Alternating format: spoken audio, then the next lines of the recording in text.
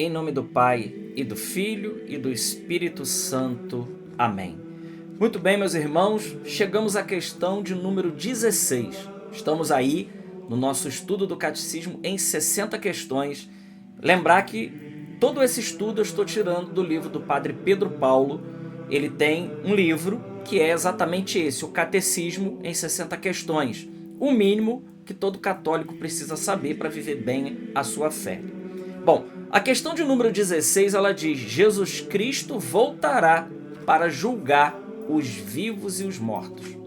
Quando nós olhamos para o credo católico, com seus 12 artigos de fé, o catecismo vai dizer que, na parte que fala de Jesus Cristo, chegará uma parte que diz: donde há de vir a julgar os vivos e os mortos.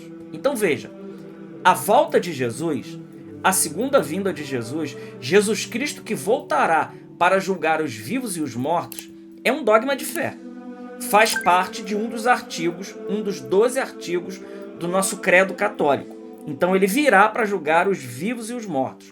Se nós tomássemos, por exemplo, a palavra no Evangelho de São Mateus, no capítulo 25, diz lá: quando Jesus voltar em sua glória, ele vai separar as ovelhas dos cabritos, colocará as ovelhas à sua direita, os cabritos à sua esquerda, e haverá ali uma separação, haverá um dar a conhecer esse julgamento do Senhor.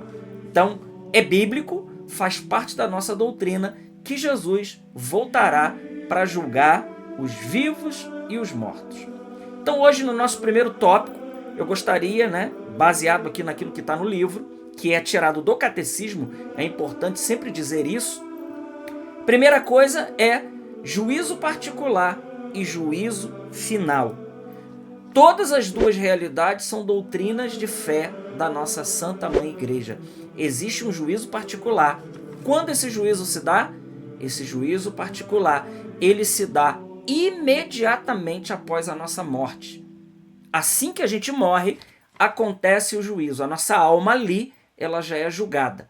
Então será ali dada para nós o destino de salvação, podendo passar pelo purgatório, ou condenação, indo para o inferno. Só existem essas duas possíveis realidades para a nossa alma após a morte: salvação ou condenação. A salvação, ela pode passar pelo purgatório, que é um estado de dor, mas é um estado de salvação. As almas que estão no purgatório, elas já estão salvas. Então, o juízo particular é isso. E o juízo final é aquele que se dará por conta da parousia, ou seja, por conta da segunda vinda de Cristo aqui nesta terra.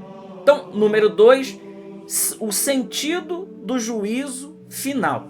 Ora, se existe um juízo particular, então para que o juízo final? Isso aqui é importante dizer algo, então. O juízo final não mudará em nada a sentença do juízo particular.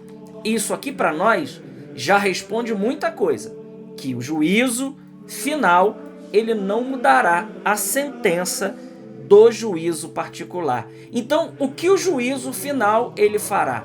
Bom, entre tantas coisas, ele fará primeiro resplandecer a glória e a justiça de Deus diante de todos os homens.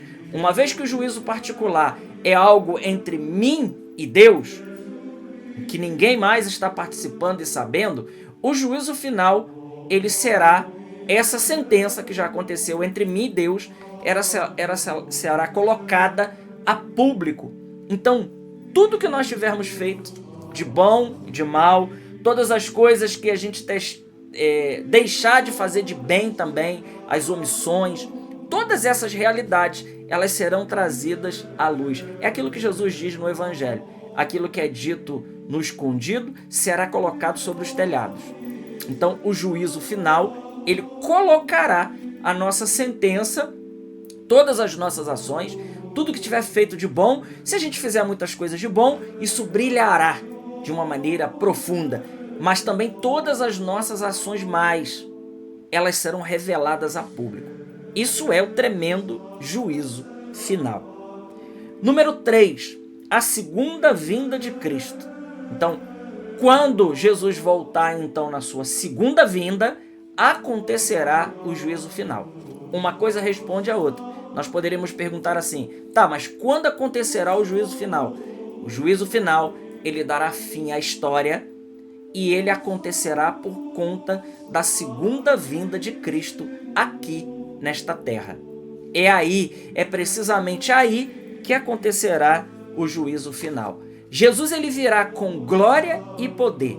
Diferentemente da primeira vinda de Cristo, que ele veio humilde, que ele veio para sofrer e que ele se entregou e ele teve a sua divindade praticamente velada durante 30 anos. Não, a segunda vinda de Cristo, ele virá com seus anjos em glória e poder, com toda a majestade. Diz a palavra que todos os olhos verão o Senhor. Então, essa é a beleza da segunda vinda de Cristo, que acontecerá. Está lá no Catecismo, está na Sagrada Escritura. Número 4, a esperança dos novos céus e da nova terra. Segundo a doutrina católica, tudo será renovado. Não só os nossos míseros corpos, que ressuscitarão por conta da segunda vinda de Cristo, por conta da parousia, não só os nossos corpos ressuscitará, mas também o próprio cosmos, como diz lá São Pedro, os elementos abrasados, eles serão renovados. Será céus novos e será uma nova terra. Como isso será, nós não sabemos. A igreja não dá detalhes disso, mas a igreja nos ensina que nós aguardamos um novo céu e uma nova terra.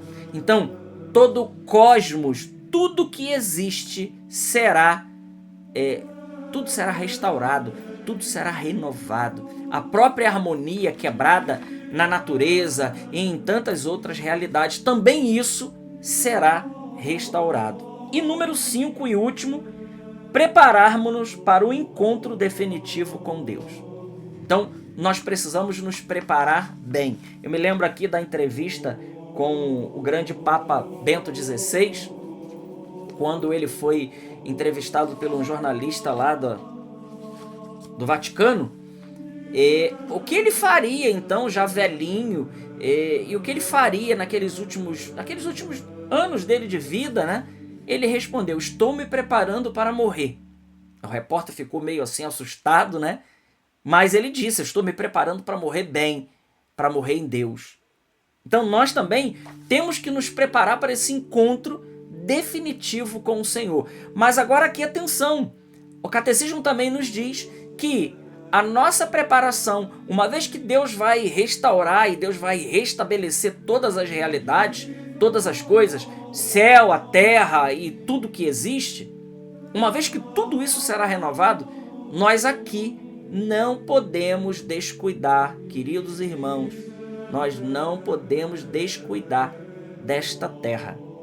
Por isso, ter cuidado com o nosso planeta, com a natureza, com os nossos corpos, e com tudo isso nós precisamos cuidar. É aquilo que o Papa Francisco disse no seu documento, quando ele diz lá que nós precisamos cuidar da casa comum. A casa comum é o planeta onde a gente vive. E isso não tem nada a ver com esses ecologismos baratos aí que tira Deus do centro. Não, é bíblico isso, está no Catecismo. Enquanto nós aguardamos a vinda do Senhor, e porque aguardamos a vinda do Senhor, nós temos uma obrigação moral de cuidar do nosso planeta, de cuidar da natureza, da fauna, da flora e de tudo que existe com o maior zelo possível, porque tudo isso nos foi dado por Deus.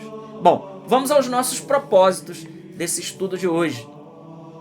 Os nossos propósitos são 2. Pensar sempre que um dia nossas ações ficarão patentes, descobertas diante de todos os homens, procurando fazer as coisas sempre com retidão de intenção. Então, uma vez que no juízo final tudo se dará a conhecer, o Catecismo está nos dizendo que nós precisamos então pensar que um dia, mesmo aquelas coisas que fazemos no escondido, será revelado para todos. E 2, viver sempre em estado de graça para receber a Jesus com uma alma bem disposta. Isso aqui é algo de extrema importância. Viver em estado permanente de graça. Até o nosso próximo estudo. Deus te abençoe. Glória ao Pai, ao Filho e ao Espírito Santo, como era no princípio, agora e sempre. Amém. Deus te abençoe.